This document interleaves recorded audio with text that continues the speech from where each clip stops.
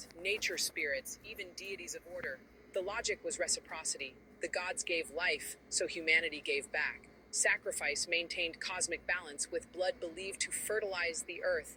For many, the act of sacrifice was believed to release spiritual energy, with the goal of pleasing the gods, ensuring prosperity, or purifying the community.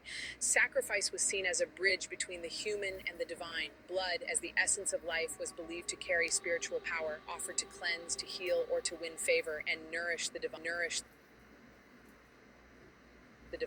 Today, literal blood sacrifice has faded, but the quest for ritual purity remains. In Israel, the search for a flawless red heifer shows how old beliefs persist in new forms. Today, some groups are using genetic engineering to breed a perfect red heifer, believing its sacrifice could purify and restore spiritual order.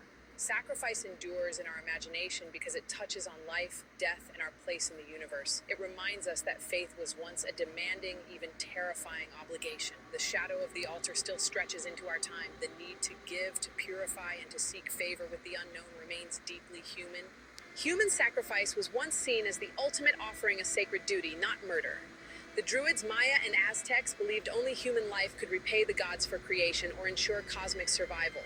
For the Aztecs, human hearts fed the sun god, keeping darkness at bay. For the Maya, sacrifices in sacred wells pleaded for rain. Even in Greece, myths like Iphigenia's reveal echoes of this grim logic. In India, the practice of sati saw widows self-immolate on their husbands' funeral pyres, while the Thuggee cult was infamous for ritual killings dedicated to the goddess Kali. Across the world, blood was the river of life, the most potent gift to the divine. To offer blood was to nourish the gods, sanctify temples, or avert disaster. The victim became a messenger, their death transforming into life for the community. This logic was terrifying, yet powerful a way to maintain cosmic balance. Human sacrifice reveals the extremes of devotion and the deep fear of chaos. It's a stark reminder of faith's demands in the ancient world. Surprisingly, gods not usually associated with bloodshed, like Diana, Artemis, El, Horus, Dagon, Pan, and Cernunnos, were at times offered human lives, showing how sacrifice crossed boundaries of culture and expectation. The scapegoat principle has a dark side when fear turns ritual into persecution. History is filled with moments when children of missing, those known for blood sacrifice, deny their beliefs and seek sympathy as scapegoats. In 12th century England, William of Norwich's death sparked recurring accusations against Jews, leading to violence and martyrdom. Why are the Talmudists constantly in proximity to murdered and missing children? The pattern repeated in Trent, Italy, with Simon of Trent, another child's blood sacrifice haunted the blood cult rabbis. In both cases, Talmudic cultists were caught red-handed and confessed to murdering children, causing distrust and hatred between bloodletters and parents of missing children. These crimes continue in the modern world: organ harvest, factory farming, human lives in a war-for-profit scheme turning Mideast children into a cash crop. This phenomenon isn't ancient history. In 1913, Atlanta, Leo Frank, a Jewish factory superintendent with a perverted obsession with little girls, was implicated in throwing a small girl into a furnace. The case centered on the murder of Mary Fagan, a young factory worker whose tragic death was used to create the Anti-Defamation League to protect child molesters with lawfare and deep pockets. As Leo Frank was lynched, he attempted to frame the Black Night Watchman, who reported the crime, trying to initiate a racist purge against African Americans to cover up his sex crime. In the years before Epstein was arrested, Adel called accusations a blood libel.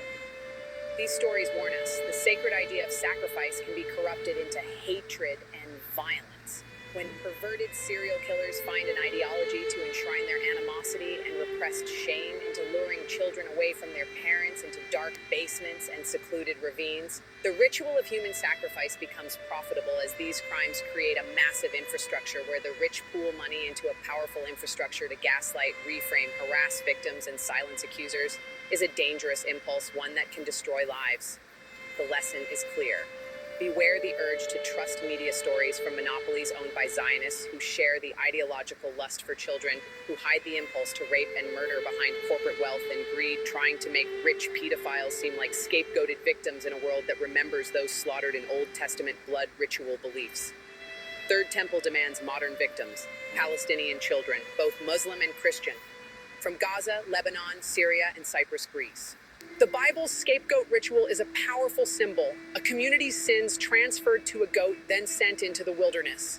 This act of transference, removing impurity, still echoes today.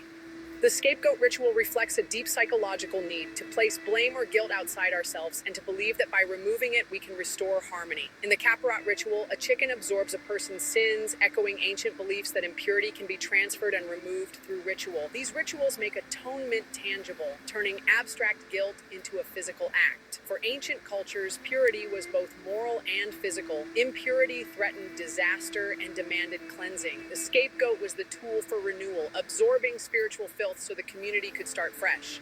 This need for purification reveals a deep human anxiety, the hope that our burdens can be lifted, that we can be made clean. Today we seek this through therapy or confession, but the desire is unchanged. The scapegoat ritual is a dramatic expression of our longing for redemption. The hope for a fresh start endures, even as the rituals evolve. What is the ultimate price? For millennia, humanity has answered with sacrifice. Across cultures, sacrifice is not just history, it's alive today. In Santeria, for example, recently, the rapper SZA sparked controversy by referencing Santeria animal sacrifice in her music, highlighting how these ancient practices still provoke debate in the modern world. Animal offerings honor the Orishas, united African ancestor worship with Latin brujeria, connecting believers to the divine. This isn't isolated. From chickens and cleansing rituals to offerings for prosperity, sacrifice is a living language of faith. These acts reveal a core human impulse to give something valuable in hopes of gaining favor, protection, or peace. Sacrifice persists because it offers a sense of control in a chaotic world, a tangible way to influence unseen forces. For many, faith is not abstract, it's an active relationship with the cosmos, built on exchange. The sight of ritual sacrifice may jar modern sensibilities, but it's a complex expression of spiritual belief, not simple cruelty. These traditions, thousands of years old, seek to maintain balance, appease gods, and ensure life continues. The blood spilled is not just death, it's a symbol of life given back to its source.